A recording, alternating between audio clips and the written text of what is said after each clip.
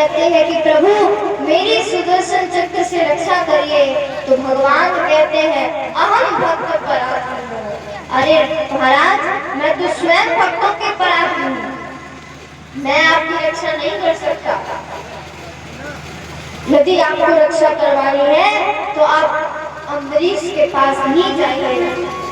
दौड़ते हुए जाते हैं अम्बरीश की शरण में, अम्बरीश के चरणों में गिर पड़े, कहते हैं अम्बरीश मेरी इससे रक्षा करो। अम्बरीश जी कहते हैं कि अरे महाराज आप ये क्या कर रहे हैं, आप मेरे चरणों में क्यों पड़े हुए हैं। दुर्वासा मुनि कहते हैं कि वो सब मैं बाद में बताऊंगा, पहले मेरी सुदर्शन से रक्षा करो, इसे शांत करो। तो अम्बरीश जी महाराज हाथ जोड़ करके कहते हैं कि ये सुदर्शन, यदि मैं ब्राह्मणों का परम भक्त हूँ, यदि मैंने भगवान की निष्काम निष्कपट सेवा करी है, तो आप कृपया करके शांत हो जाए।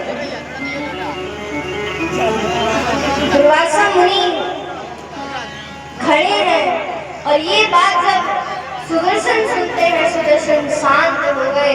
दुर्वासा मुनि कहते हैं कि धन्य हो तुम अम्बरीश, जो भगवान स्वयं तुम्हारे पराधीन हैं।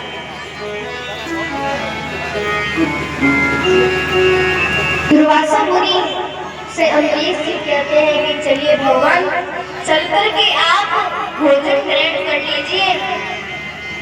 तो दुर्वासा मुनि कहते हैं कि अम्बरीश जी आपने अभी तक भोजन नहीं किया, आपने पारायण नहीं किया।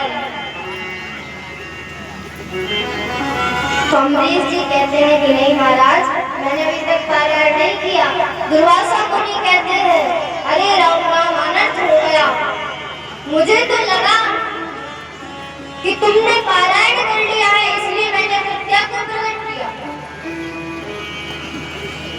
1 वर्षों से अम्बरीश जी ने भोजन नहीं किया, जाकर के दुर्वासा मुनि को भोजन कराते हैं। बोलिए बांके बिहारी लाल की। तो भगवान किसके पराधीन है? भक्तों के पराधीन। किसके पराधीन? भक्तों के पराधीन। भगवान की यदि निष्काम भक्ति करोगे, भगवान से प्रेम करोगे, तो भगवान आपके पराधीन रहेंगे। एक बार की बात है, भगवान श्री जगन्नाथ जी के बड़े परम भक्त हुए श्री माधव दास जी। जगन्नाथ जी के बड़े ही परम भक्त। देखिए हमारे जो जगन्नाथ पूरे में जो जगन्नाथ जी महाराज विराजमान से चला जाएगा तो मेरा मन कैसे लगेगा। माधव दास कहता है कि देखो प्रभु, बस मैं 6 महीने के लिए जा रहा हूँ, लौट करके आ जाऊंगा। तो देखिए जगन्नाथ जी कहते हैं कि माधव तो मुझे भी 50 दो दे दियो। माधव दास कहते हैं कि देखो हमारे जगन्नाथ जी एक दिन में 8 बार भोजन करते हैं। कितनी बार? 8 बार अष्टांग भोजन। दिन में 8 बार तो आप भोजन करते हो, मैं आपको कैसे भोग लगाऊंगा, इसलिए मैं आपको अपने साथ नहीं लेके जा सकता। प्रभु मैं जा रहा हूँ, ये कहकर के माधव दास जाने लगे तो मानो जगन्नाथ जी रोने लगे।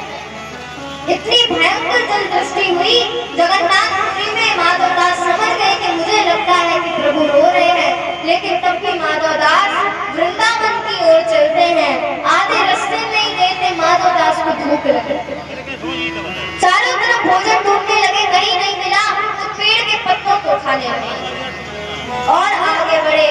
फिर से भूख लगाई, एक घर में गए, जाकर के मैया से कहते हैं कि मैया तुम्हारे घर में जो कुछ भी हो सब ला करके मुझे दे। मैया भोग लेकर के आती है, जगन्नाथ जी को माधव दास को देती है। माधव दास जल्दी जल्दी उस भोजन को खाने लगते हैं। तो देखिए वो मैया माधव दास से क्या कहती है। मैया माधव दास से कहती है कि माधव दास तुम इतनी देर से ये भोजन किए जा रहे हो, तुमने देखा नहीं तुम्हारे बगल में ये छोटा सा लाला बैठा हुआ।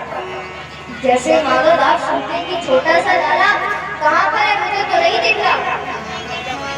तो मैया कहती है कि देखो माधव दास कैसे तुम्हारी ओर देख रहा है। माधव दास कहते हैं कि मुझे तो नहीं दिखाई दे रहा। अच्छा बताओ वो दिख कैसा रहा है। मैया बताती है छोटा सा लाला है, घुंघराले बाल है, हाथों में बंसी को लिए हुए है, बड़े बड़े नेत्र हैं, सांवली सी